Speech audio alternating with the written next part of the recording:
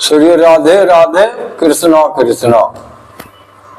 भगवान के अन्य लीला चरित्रों का वर्णन उद्धव जी कहते हैं, इसके बाद श्री कृष्ण अपने माता पिता देवकी वासुदेव की सुख पहुंचाने की इच्छा से बलदेव जी के साथ मथुरा पधारे और उन्होंने शत्रु समुदाय के स्वामी कंस को ऊंचे सिंहासन से नीचे पटक कर तथा उसके प्राण लेकर उसकी लाश को बड़े जोर से पृथ्वी पर घसीटता।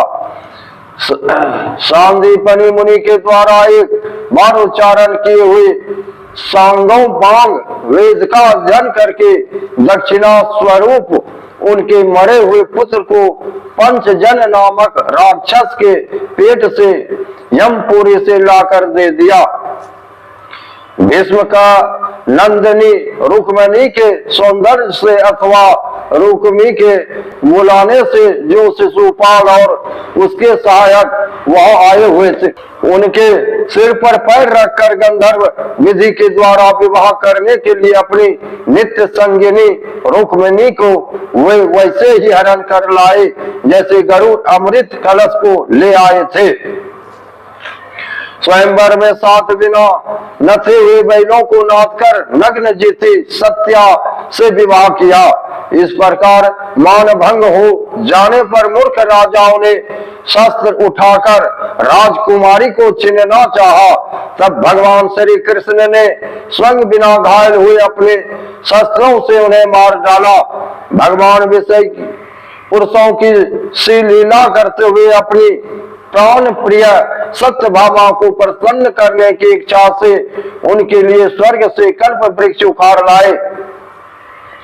उस समय इंद्र ने क्रोध से अंधे होकर अपने सैनिकों सहित उन पर आक्रमण कर दिया, क्योंकि वह निश्चय ही अपनी स्त्रियों का क्रियामृग बना हुआ है। अपने विशाल दिल डोल से आकाश को भी ढक देने वाले अपने पुत्र भौमासुर को भगवान के हाथ से मरा हुआ देखकर पृथ्वी ने जब उनसे प्रार्थना की, तब उन्होंने भौमासुर के पुत्र भगदत्त को उसका बचा हुआ राज्य देकर उसके अंतःपुर में प्रवेश किया। वहां भौमासुर द्वारा हर कर लाई हुई बहुत सी राजकन्याएं थी। वे दीन बंधु श्री कृष्ण चंद्र को देखते ही खड़े हो गई और सबने महान हर्ष लज्जा एवं प्रेम पूर्ण चित्तवन से तत्काल ही भगवान को प्रति रूप में वरण कर लिया।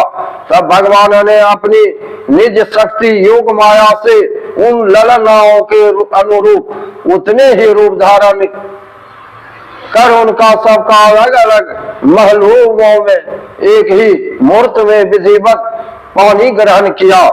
अपनी लीला का विस्तार करने के लिए उन्होंने उनमें से प्रत्येक के गर्भ से सभी गुणों में अपने ही समान 10-10 पुत्र उत्पन्न किए।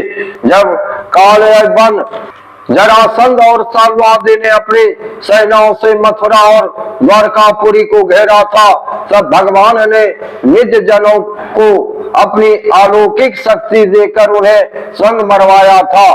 संबर द्विविद वानासुर सुर मल्लवल तथा दंत वक्त्र आदि अन्य योद्धाओं में से भी किसी को उन्होंने स्वयं मारा था और किसी को दूसरों से मरवाया। इसके बाद उन्होंने आपके भाई धृतराष्ट्र और पांडु के पुत्रों का पक्ष लेकर आए हुए राजाओं का भी संहार किया, जिनके सेना सहित कुरुक्षेत्र में पहुंचने पर पृथ्वी डगमगाने लगी थी।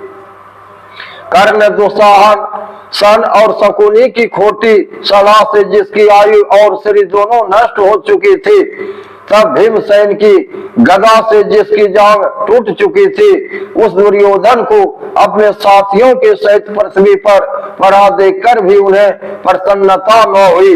वे सोचने लगे, यदि द्रोण भीष्म अर्जुन और भीमसेन के द्वारा इस 18 अक्षौहिणी सेना का विपुल संहार हो भी गया तो इससे पृथ्वी का कितना भार हल्का हुआ। अभी तो मेरे अंश रूप प्रद्युम्न आदि के बल से बड़े हुए यादवों का दुस्सह दल बना ही हुआ है। जब ये मधुपान से मतवाले हो लाल लाल आंखें करके आपस में लड़ने लगेंगे, तब उससे ही इनका नाश होगा। इसके सिवा और कोई उपाय नहीं है। असल में मेरे संकल्प करने पर ये स्वयं ही अंतर्ध्यान हो जाएंगे। यूं सोचकर भगवान ने युधिष्ठिर को अपनी पैतृक राजगद्दी पर बैठाया और अपने सभी सगे संबंधियों को सत्पुरुषों का मार्ग दिखाकर आनंद चित्त किया। उत्तरा के उदर में जो अभिमन्यु ने पूर्ववंश का बीज स्थापित किया था, वह भी अश्वत्थामा के ब्रह्मास्त्र से नष्ट सा हो चुका था, किंतु भगवान ने उसे बचा लिया। उन्होंने धर्मराज युधिष्ठिर से 3 अश्वमेघ यज्ञ करवाए और वे भी श्री कृष्ण के अनुगामी होकर अपने छोटे भाइयों की सहायता से पृथ्वी की रक्षा करते हुए बड़े आनंद से रहने लगे।